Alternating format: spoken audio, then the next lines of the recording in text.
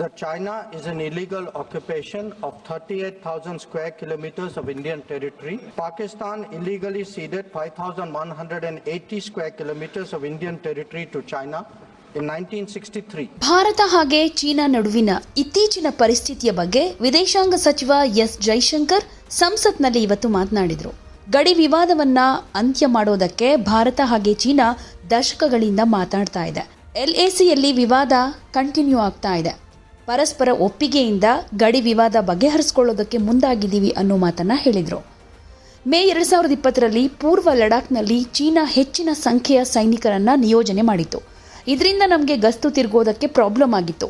ಆ ಟೈಮ್ನಲ್ಲಿ ಕೋವಿಡ್ ಪರಿಸ್ಥಿತಿ ಇದ್ರೂ ಕೂಡ ನಾವು ಹೆಚ್ಚಿನ ಸೈನಿಕರನ್ನ ನಿಯೋಜನೆ ಮಾಡಿದ್ವಿ ಅಂತ ತಿಳಿಸಿದ್ರು. ಉಭಯ ದೇಶಗಳ ನಡುವಿನ ಇತ್ತೀಚಿನ ಪರಿಸ್ಥಿತಿಯ ಬಗ್ಗೆ ಮಾತನಾಡ್ತಾ ಜೂನ್ 2020ರಲ್ಲಿ ಗಾಲ್ವಾನ್ ಕಣಿವೆಯಲ್ಲಿ ಉದ್ವಿಗ್ನತೆ ನಂತರ ಚೀನಾ ಹಾಗೂ ಭಾರತದ ನಡುವೆ ಸಾಕಷ್ಟು ಉದ್ವಿಗ್ನತೆ ಉಂಟಾಗಿತ್ತು.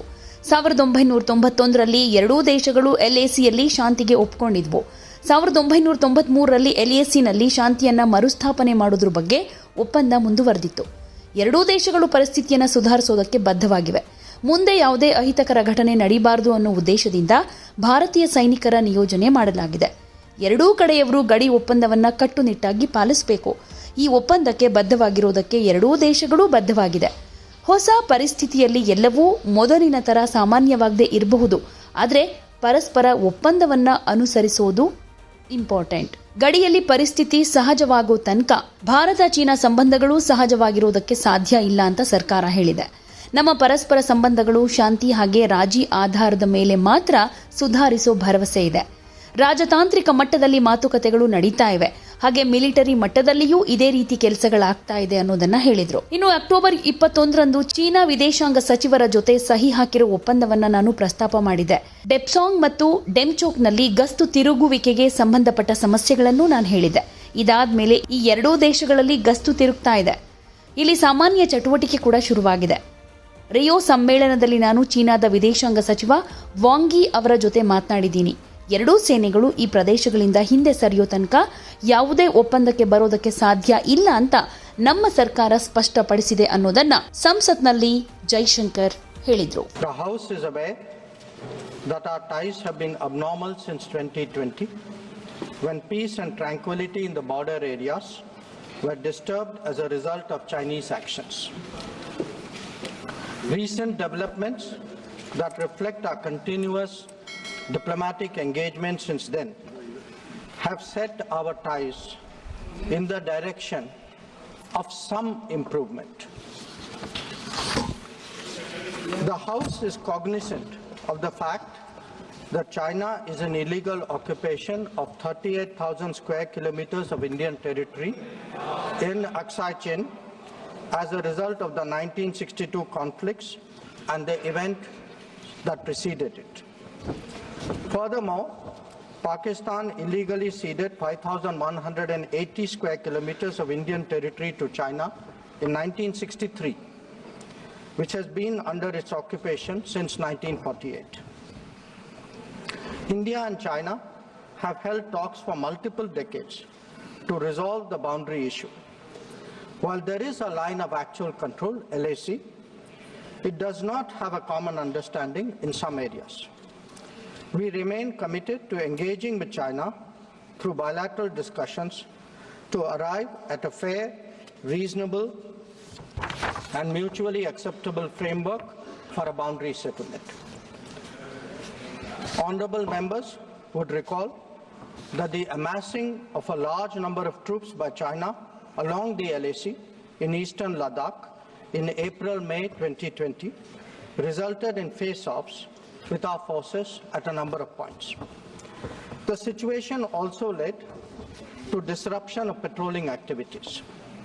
It is to the credit of our armed forces that despite logistical challenges and the then prevailing COVID situation, they were able to counter-deploy rapidly and effectively.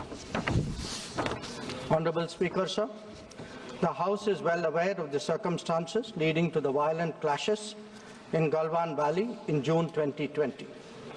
In the months thereafter, we were addressing a situation that had not only seen fatalities for the first time in 45 years, but also a turn of events serious enough for heavy weaponry to be deployed in close proximity to the LAC.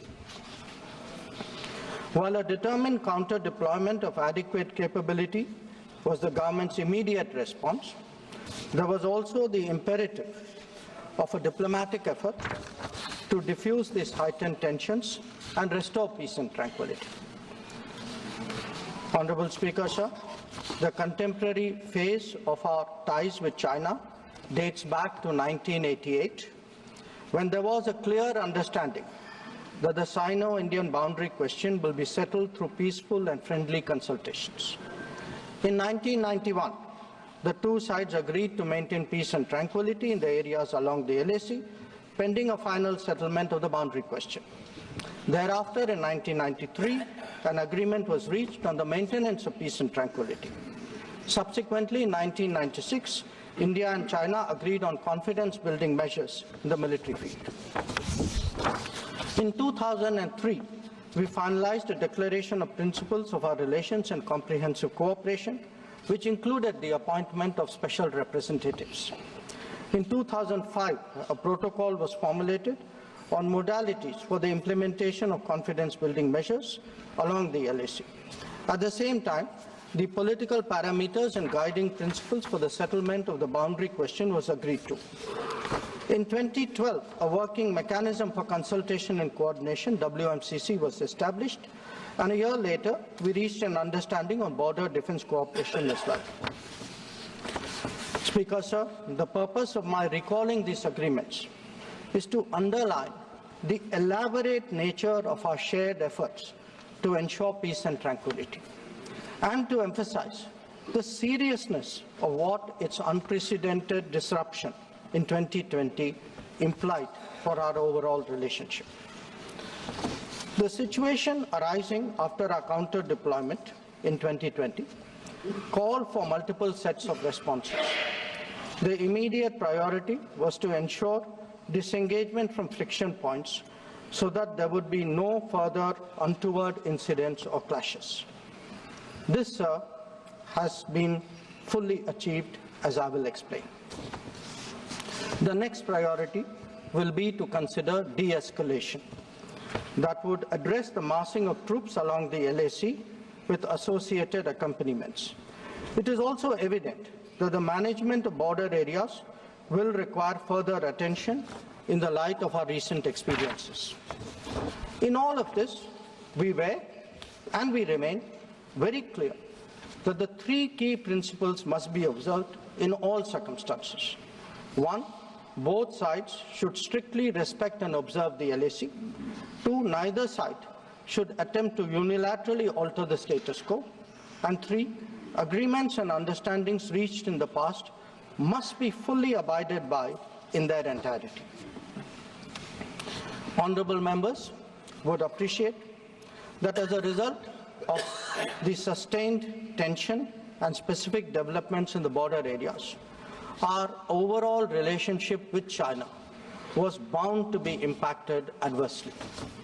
In the new circumstances, it was obviously not possible to continue the normal exchanges, interactions, and activities as in the past. In this regard, we made clear that the development of our ties were contingent on the principles of mutual sensitivity, mutual respect, and mutual interest. Throughout this period, honorable members would also be aware that government has maintained that India-China relations cannot be normal in the absence of peace and tranquility in the border areas.